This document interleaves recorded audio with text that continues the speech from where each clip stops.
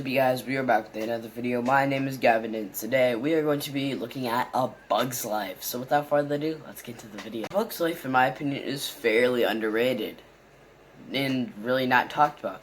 It's not really, for a lot of people, the worst, like Cars 2, The Good Dinosaur, and Brave. But it's not, for a lot of people, it's not really the best, like Toy Story, Finding Nemo, and The Incredibles, and etc.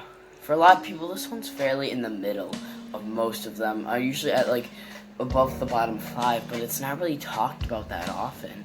And we're going to be reviewing it today, and I think there's very few reviews of this film.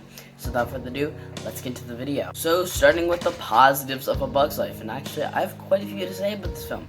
The thing is, for a lot of Pixar films, this isn't mainly talked about a lot, but there's the score, which is very interesting to say the least. It's kind of like an anthem, is the best way to say it. If you've listened, you can just probably find clips on YouTube of the score to it, but if you've heard the film, you probably know what I'm talking about when I mean the score. And also, I think the characters are actually quite interesting. They're not the most memorable Pixar characters, but they work for the film that they're in. Of course, you got, I think his name's like Flint or something, so something like that. He's definitely a fun character, and it's kind of just this character that does kind of make mistakes, and I could kind of relate to him. And it does work nonetheless. The Grasshopper's a fun villain. Hopper is definitely a fun, memorable villain that definitely does get stuck in your head after you watch the film, and definitely did work for me overall. I think that just it has some enjoyable moments that are just really fun overall, and the concept of having these pretending these guys are warriors to fight, that are actually circus bugs to fight these grasshoppers, is a very weird, bizarre concept, but it definitely does work fairly well in this film.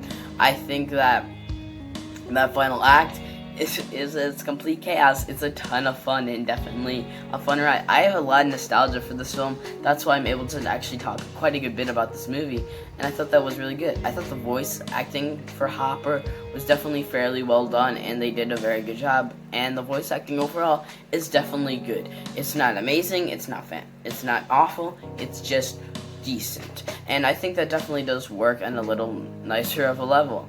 And just saying, who else was terrified of that angry rabies grasshopper, like that animal type grasshopper? Who else? Like, I swear, as a kid, I was terrified of that guy. And like when I was watching him, I'm like, oh my gosh, that's the guy that was haunting my nightmares. And just, yeah, it definitely does work on a lot of levels. So moving on to the negatives of the film, I did have a couple. One of them is the animation style.